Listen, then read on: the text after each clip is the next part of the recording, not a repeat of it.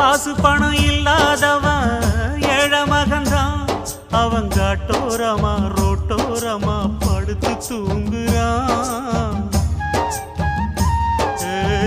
சொத்து சொகம் உள்ளவனோ செல்வ மகன்தான்.